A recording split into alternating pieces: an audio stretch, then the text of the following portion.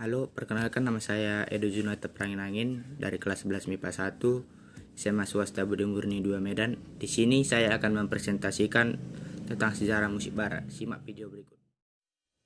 Sejarah musik barat. Musik merupakan cabang seni yang paling akrab bagi manusia.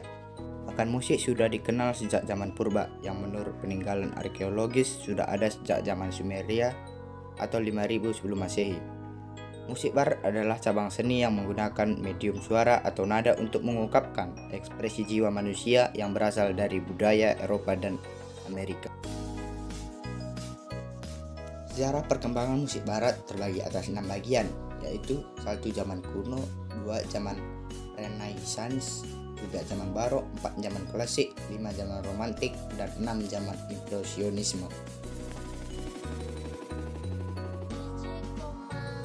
1. Zaman kuno. Belum ditemukan alat-alat musik. Hampir seluruhnya musik hanya berbentuk melodi yang dinyanyikan dengan suara manusia, sehingga zaman ini disebut zaman musik rock vokal.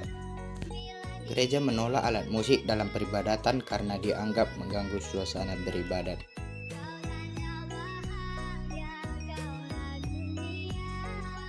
2. Zaman Renaissance.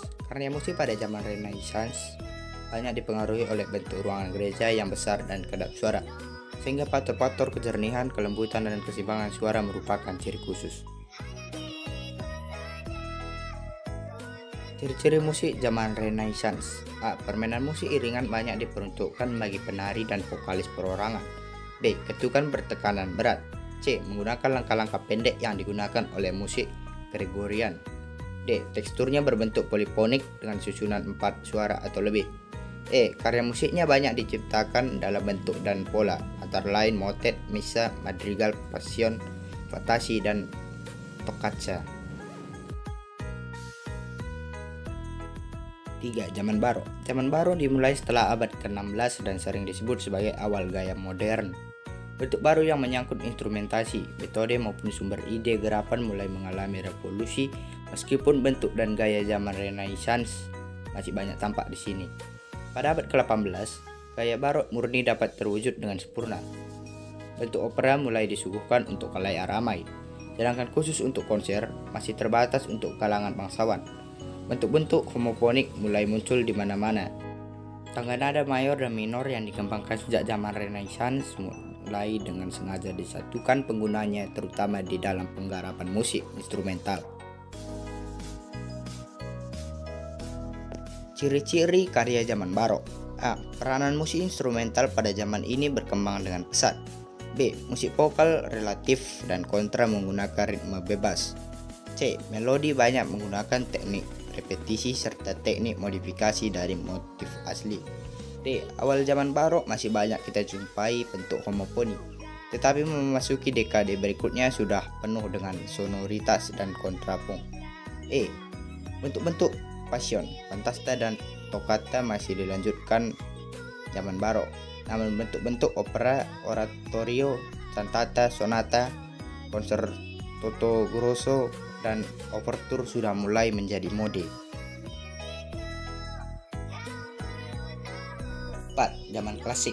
Zaman klasik adalah zaman kemegahan kebudayaan Yunani dan Romawi, dan zaman di mana orang mengagungkan akal. Karakteristik musik pada zaman klasik yaitu sebagai berikut. A. Bentuk. Musik kamar menjadi mode dalam bentuk sonata. B. Tekstur bersifat homofon.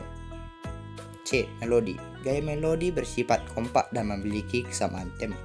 D. Harmoni. Kurang kompleks, cenderung banyak menggunakan trinada.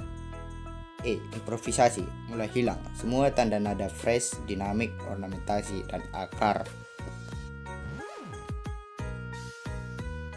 5. Zaman romantik. Zaman romantik ditandai dengan kegiatan musik yang lebih menitik beratkan pada penggarapan, pada pemanfaatan timbre, ritme, melodi, dan harmoni. Karya-karya musik pada zaman romantik lebih mengutamakan pada garapan emosional dan dramatis. Memasuki abad ke-19, bentuk-bentuk musik pada zaman klasik didominasi oleh program-program resital maupun konser.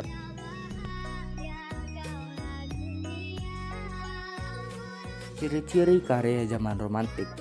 A. Dipertunjukkan pada gedung-gedung konser dan opera maupun tempat-tempat pertunjukan khusus.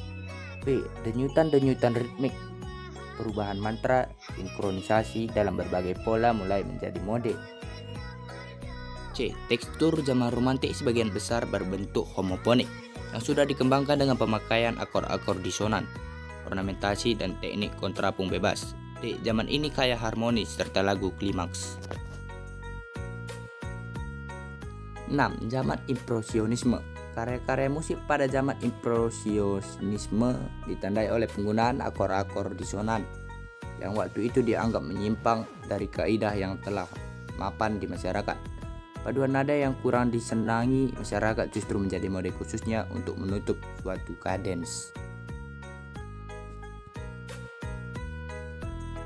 Ciri-ciri karya zaman impresionisme. A. Penggunaan alat musik flute dan klarinet selalu diarahkan untuk suara beregister rendah, sedangkan violin untuk register tinggi. Samping itu, alat-alat musik trompet, horn, celesta, dan glockenspiel mulai digemari untuk memainkan kalimat lagu pendek. B. Sebagian besar karya-karya pada zaman impresionisme ditandai dengan gerakan akar-akar paralel. C. Pada zaman impresionisme ditandai dengan penggunaan melodi dan tangga nada yang dipengaruhi oleh musik gamelan.